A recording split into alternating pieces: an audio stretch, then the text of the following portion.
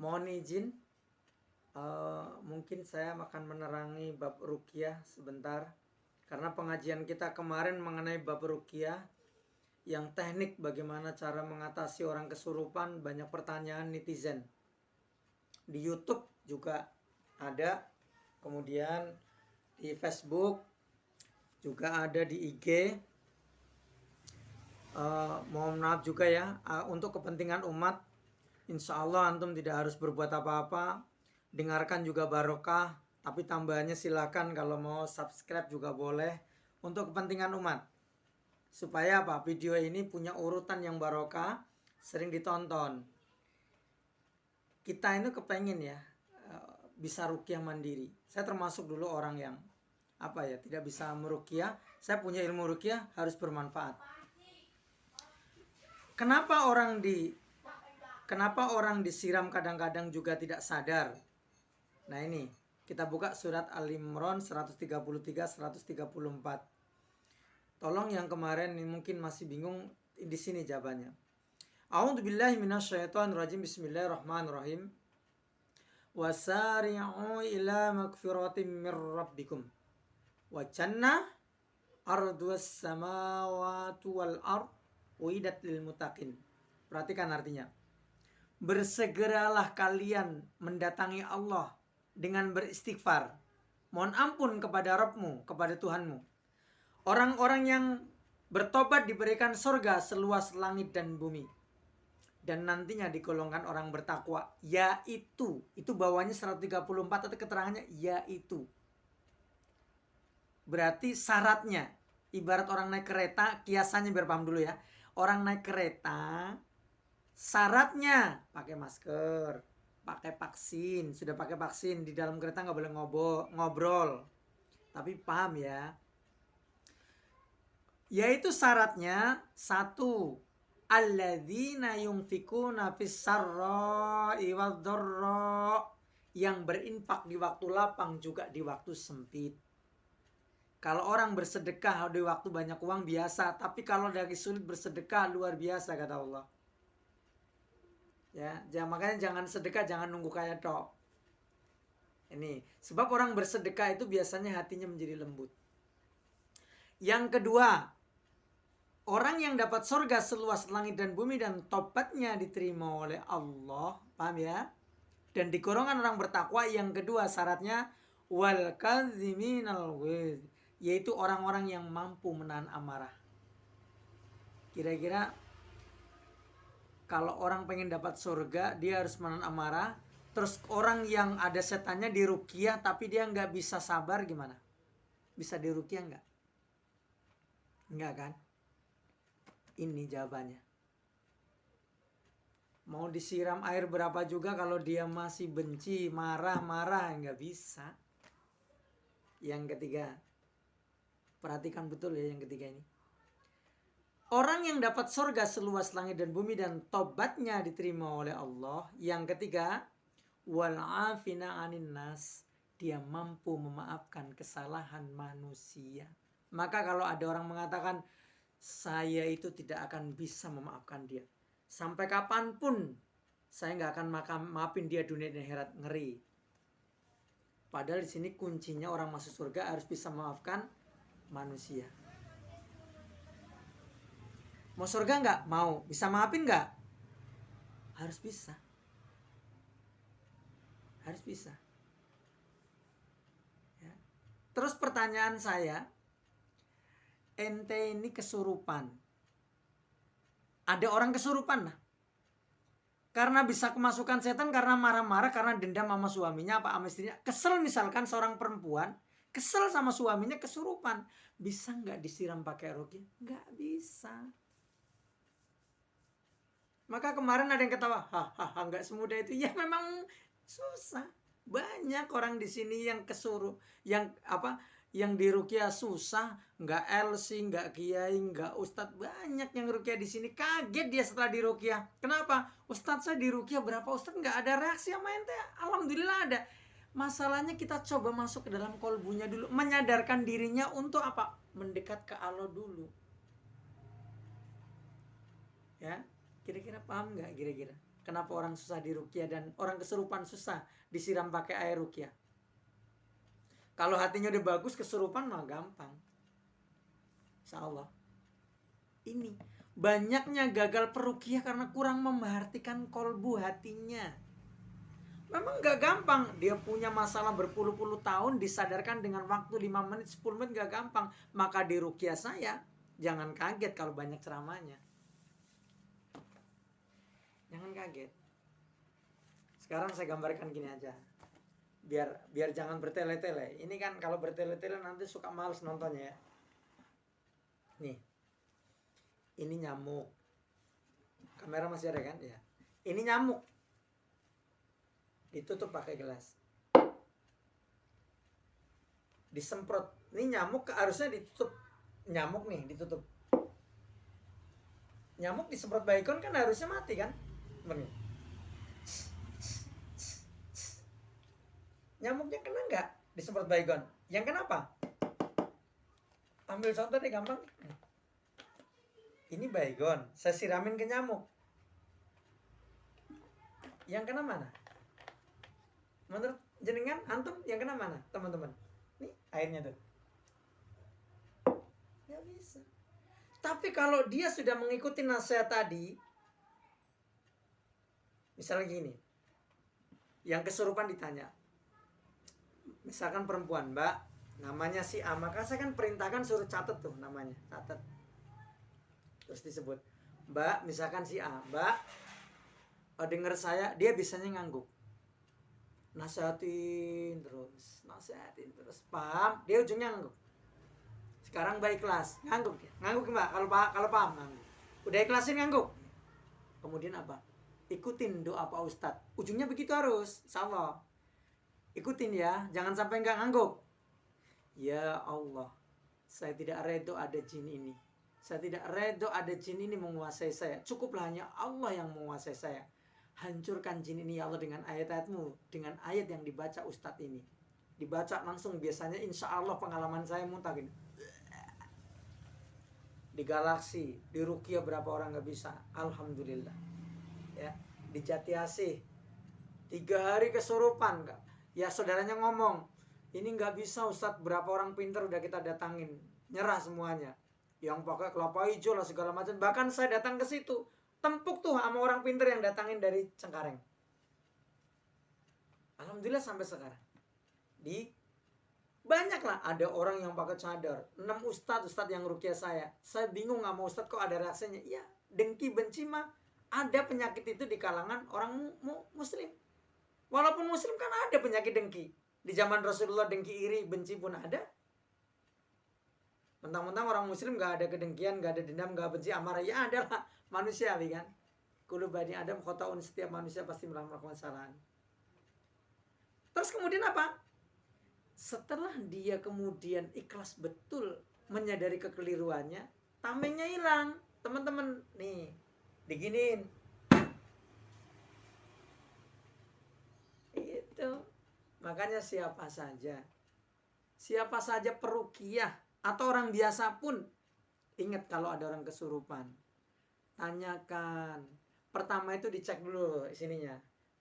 Nih kalau perempuan yang nusuk tuh harus perempuan. Kalau ada pasien perempuan, istri saya biasanya yang nusuk. Sininya dipencet gini.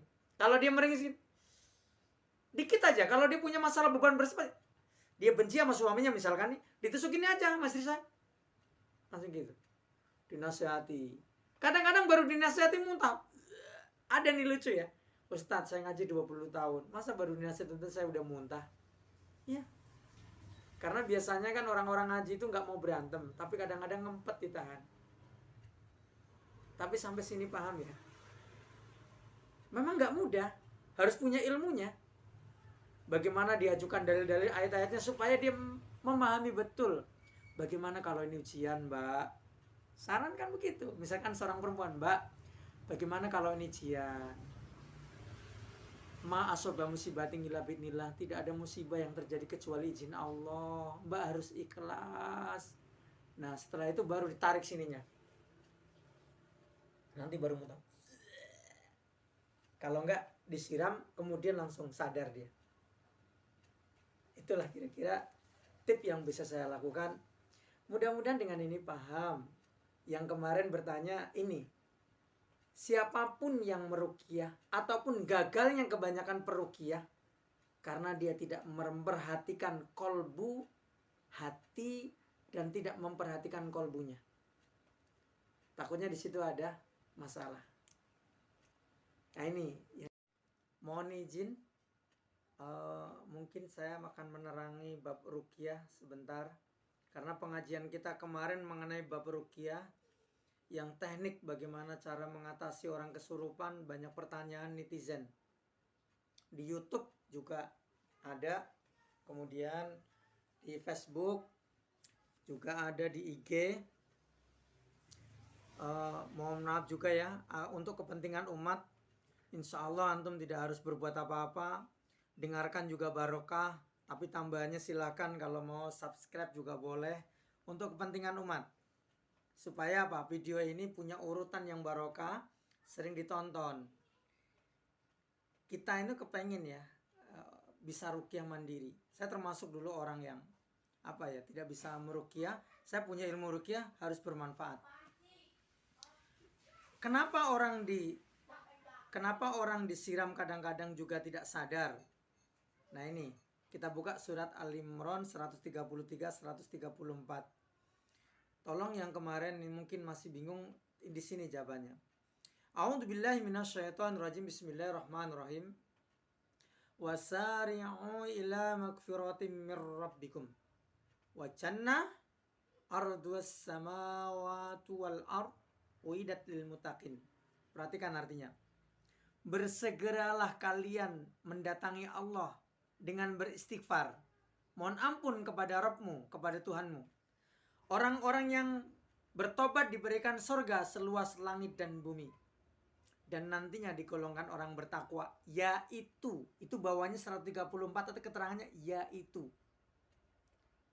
Berarti syaratnya, ibarat orang naik kereta, kiasannya biar paham dulu ya. Orang naik kereta, syaratnya pakai masker, pakai vaksin. Sudah pakai vaksin, di dalam kereta nggak boleh ngobrol. Tapi paham ya.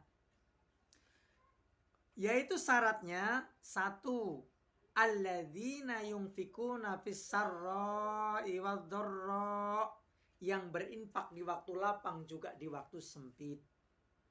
Kalau orang bersedekah di waktu banyak uang biasa, tapi kalau lagi sulit bersedekah luar biasa kata Allah. Ya, makanya jangan sedekah, jangan nunggu kaya tok. Ini, sebab orang bersedekah itu biasanya hatinya menjadi lembut. Yang kedua, orang yang dapat surga seluas langit dan bumi dan tobatnya diterima oleh Allah, paham ya? Dan di golongan orang bertakwa, yang kedua syaratnya wal kadziminal ghaiz, yaitu orang-orang yang mampu menahan amarah. Kira-kira kalau orang pengen dapat surga, dia harus menahan amarah. Terus orang yang ada setannya diruqyah tapi dia nggak bisa sabar, gimana? Bisa diruqyah nggak? Nggak kan? Ini jawabannya. Mau disiram air berapa juga kalau dia masih benci, marah-marah, nggak bisa. Yang ketiga, perhatikan betul ya yang ketiga ini. Orang yang dapat surga seluas langit dan bumi dan tobatnya diterima oleh Allah. Yang ketiga, wal afina anin nas, dia mampu memaafkan kesalahan manusia. Maka kalau ada orang mengatakan, saya itu tidak akan bisa memaafkan dia, sampai kapanpun saya nggak akan maafin dia dunia dan akhirat, ngeri. Padahal di sini kuncinya orang masuk surga harus bisa memaafkan manusia. Mau surga nggak? Mau. Bisa maafin nggak? Harus bisa. Harus bisa. Ya. Terus pertanyaan saya, ente ini kesurupan. Ada orang kesurupan lah. Karena bisa kemasukan setan, karena marah-marah, karena dendam sama suaminya apa sama istrinya. Kesel misalkan seorang perempuan, kesel sama suaminya, kesurupan. Bisa nggak disiram pakai ruqyah? Nggak bisa. Maka kemarin ada yang ketawa, hahaha, nggak semudah itu. Ya memang susah. Banyak orang di sini yang Yang di ruqyah susah, nggak LC, nggak kiai, nggak ustadz, banyak yang ruqyah di sini. Kaget dia setelah di ruqyah. Kenapa? Ustadz saya di ruqyah berapa ustadz nggak ada reaksi sama ente. Alhamdulillah ada. Masalahnya kita coba masuk ke dalam kolbunya dulu, menyadarkan dirinya untuk apa? Mendekat ke Allah dulu. Ya, kira-kira paham nggak kira-kira? Kenapa orang susah di ruqyah dan orang kesurupan susah disiram pakai air ruqyah? Kalau hatinya udah bagus, kesurupan mah gampang. Insya Allah. Ini banyaknya gagal peruqyah karena kurang memperhatikan kolbu hatinya. Memang gak gampang. Dia punya masalah berpuluh-puluh tahun, disadarkan dengan waktu 5 menit, 10 menit gak gampang. Maka di ruqyah saya, jangan kaget kalau banyak ceramahnya. Jangan kaget. Sekarang saya gambarkan gini aja. Biar jangan bertele-tele. Ini kan kalau bertele-tele nanti suka males nontonnya ya.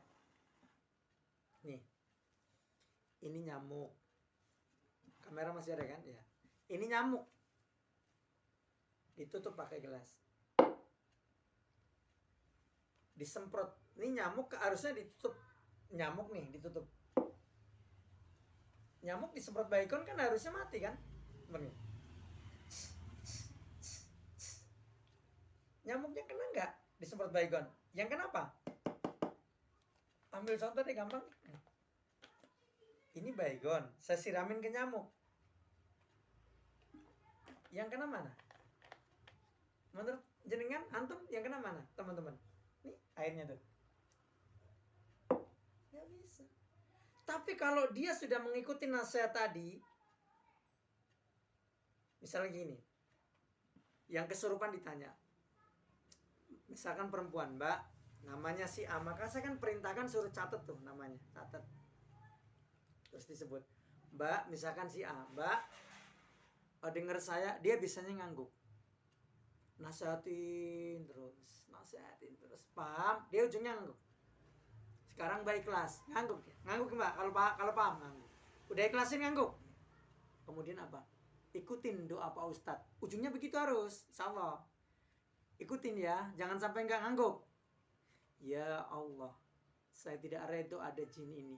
Saya tidak redo ada jin ini menguasai saya. Cukuplah hanya Allah yang menguasai saya. Hancurkan jin ini ya Allah dengan ayat-ayatmu, dengan ayat yang dibaca Ustadz ini. Dibaca langsung, biasanya insya Allah pengalaman saya muntah gini. Di Galaksi, di Ruqyah berapa orang nggak bisa? Alhamdulillah. Ya, di Jati Asih 3 hari kesurupan, Kak. Ya saudaranya ngomong, ini nggak bisa Ustadz, berapa orang pinter udah kita datangin, nyerah semuanya. Yang pakai kelapa hijau lah segala macam. Bahkan saya datang ke situ, tempuk tuh sama orang pinter yang datangin dari Cengkareng. Alhamdulillah sampai sekarang. Banyak lah, ada orang yang pakai cadar. 6 ustadz yang ruqyah saya. Saya bingung sama ustadz kok ada reaksinya. Iya, dengki benci mah ada penyakit itu di kalangan orang muslim. Walaupun muslim kan ada penyakit dengki. Di zaman Rasulullah dengki iri, benci pun ada. Mentang-mentang orang muslim gak ada kedengkian, gak ada dendam, gak benci, amarah. Ya adalah manusia kan. Kullu bani Adam khotoun, setiap manusia pasti melakukan kesalahan. Terus kemudian apa? Setelah dia kemudian ikhlas betul menyadari kekeliruannya, tamengnya hilang. Teman-teman nih, diginin. Itu. Makanya siapa saja peruqyah atau orang biasa pun, ingat kalau ada orang kesurupan, tanyakan. Pertama itu dicek dulu sininya. Nih kalau perempuan yang nusuk tuh harus perempuan. Kalau ada pasien perempuan, istri saya biasanya yang nusuk. Sininya dipencet gini. Kalau dia meringis dikit aja. Kalau dia punya masalah beban bersifat, dia benci sama suaminya misalkan nih, ditusukin aja sama istri saya. Langsung gitu. Dinasihati. Kadang-kadang baru dinasihati muntah. Ada nih lucu ya. Ustadz, saya ngaji 20 tahun. Masa baru dinasihati saya udah muntah? Ya. Karena biasanya kan orang-orang ngaji itu nggak mau berantem, tapi kadang-kadang ngempet ditahan. Tapi sampai sini paham ya? Memang nggak mudah, harus punya ilmunya. Bagaimana diajukan dalil-dalil ayat-ayatnya supaya dia memahami betul. Bagaimana kalau ini ujian, Mbak? Saran kan begitu. Misalkan seorang perempuan, Mbak, Bagaimana kalau ini jian? Ma asoba musibatin illa bi'nillah. Tidak ada musibah yang terjadi kecuali izin Allah. Mbak harus ikhlas. Nah setelah itu baru ditarik sininya. Nanti baru muntah. Kalau enggak disiram kemudian langsung sadar dia. Itulah kira-kira tip yang bisa saya lakukan. Mudah-mudahan dengan ini paham. Yang kemarin bertanya ini, siapapun yang meruqyah ataupun gagalnya kebanyakan peruqyah karena dia tidak memperhatikan kolbu, hati, dan tidak memperhatikan kolbunya. Takutnya di situ ada masalah. Nah ini